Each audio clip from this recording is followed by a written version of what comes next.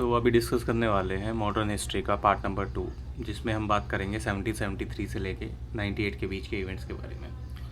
तो ब्रिटिशर्स ने क्या किया था, एक ड्यूल सिस्टम एस्टेब्लिश किया था बंगाल में, जो बेसिकली कर्ज था पीपल ऑफ बंगाल के लिए, क्योंकि जब भी फेमाइन आया तो मोर देन 1 करोड़ पीपल मारे गए इसमें कंपनी की ड्यूल पॉलिसी के कारण। और ये हुआ क्योंकि लोगों ने क्या किया, बेसिकली उनके पास कुछ बचा ही नहीं, सारा सब कुछ था टैक्स में दे दिया। और इसी सिनेरियो में कंपनी का जो रेवेन्यू था वो भी डिक्रीज़ हो गया। ईआईसी ने इस चीज़ को मिसअंडरस्टूड किया, और जो ड्यूल सिस्टम है वो बेसिकली उनके लिए अच्छा तो था, लेकिन उसको फाइनली हटा दिया गया 1772 में।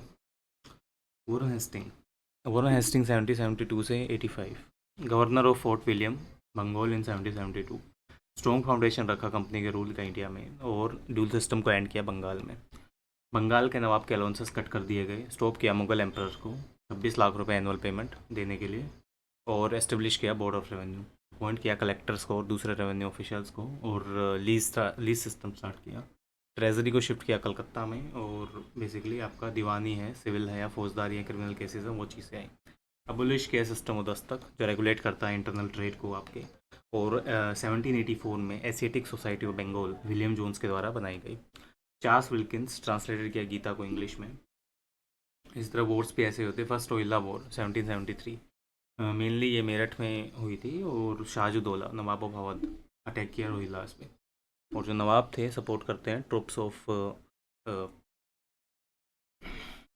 ईस्ट इंडिया कंपनीज को। और फर्स्ट एंग्लो मराठा वॉर 1775 में हुई, और सेकेंड एंग्लो मराठा 1784 में। तो ये बेसिकली इसमें चीज़ हुई थी। अभी इसमें बात करते हैं आगे नंदा कुमार की। नंदा कुमार क्या थे, एक इन्फ्लुएंशियल ऑफिशियल थे बंगाल में, जो उनको फांसी चढ़ा दिया गया डेथ पे by verdict of Supreme Court. और ये जो प्रिटी ऑफेंस था फोर्जरी का था। वॉरेन हेस्टिंग ने इम्पोज की heavy penalty on Raja Chet Singh for the Banaras for his delay in the payment of tribute and depose him in unjust manner. Begum of Awadh, उन पे भी गहने वहने छीन लिए गए उनके, वो चीज़ें थी। और जो रेगुलेटिंग एक्ट ऑफ 1773 था, फर्स्ट स्टेप था ब्रिटिश इंडिया के द्वारा, पार्लियामेंट के द्वारा पॉलिटिकल स्ट्रक्चर देने के लिए इस रूल को। एग्जिस्टिंग स्ट्रक्चर क्या था इंडिया में, गवर्नर प्लस काउंसिल थे हर प्रेसिडेंसी में, और इंग्लैंड में क्या था बोर्ड ऑफ डायरेक्टर्स से, जो top of most share holders थे आपके। रीज़न क्या था एक्ट लेके आने का, एड्रेस करने के लिए problem management of company in India. EIC क्या था, एक वर्ष था बैंक्रप्सी का, और आस्क करता है गवर्नमेंट को एक लोन के लिए। जब ऑफिशियल बेसिकली रिच होते हैं तो उनको लगता है यार कंपनी इतना पैसा कमा रही है, फिर ये लोन क्यों मांग रहे हैं। इस प्रॉब्लम को एड्रेस करने के लिए dual system of governance institute किया जाता है लॉर्ड क्लाइव के द्वारा। और ईआईसी है एक सेमी गवर्नर पॉलिटिकल एंटिटी बन जाती है, जिसके रेवेन्यू राइट्स थे। और ये बेसिकली किंग ऑफ इंग्लैंड था about the authority over the EIC. और जो आपके लॉर्ड नॉर्थ कमेटी थी वो सबमिट करती है एक रिपोर्ट बेस्ड ऑन विच, जिसके बेसिस पे एक्ट फ्रेम किया जाता है। अब कोर्ट ऑफ डायरेक्टर हैं वो बेसिकली एलिजिबल नहीं होते री इलेक्शंस के लिए, और ईआईसी प्रोड्यूस करता है सारे अपने papers related to the military, revenue, chancellor, executive etcetera. और जो प्रेजेंसीज थी आपकी बॉम्बे की, मद्रास की, वो सबोर्डिनेट करते हैं प्रेसिडेंट ऑफ कलकत्ता को। जो गवर्नमेंट ऑफ बंगाल है, गवर्नर ऑफ बंगाल है सॉरी, उसको governor general of Fort William Bengal बना दिया जाता है। इसका टेन्योर कुछ इस प्रकार होता है। जो काउंसिल्स आपके 4 मेंबर्स की, वो बेसिकली असिस्ट करती है governor general of Fort William को। और जो डिसीजंस है काउंसिल्स के, वो बेसिकली मेजोरिटी के थ्रू लिए जाते हैं। अगर आपका टाई होता है तो गवर्नर का वोट एक्ट करता है एज ए टाई ब्रेकर की तरह।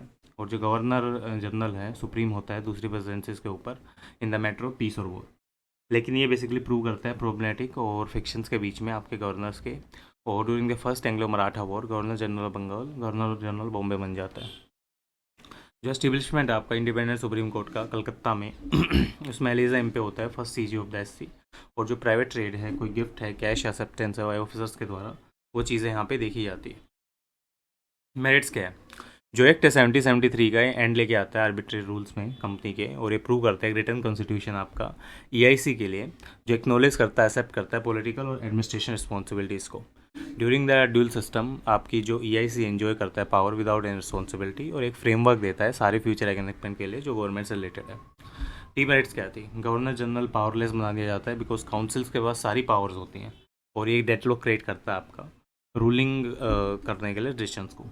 अब आगे देखते हैं पिट्स इंडिया एक्ट क्या था, तो ये नेक्स्ट वीडियो में डिस्कस करेंगे हम।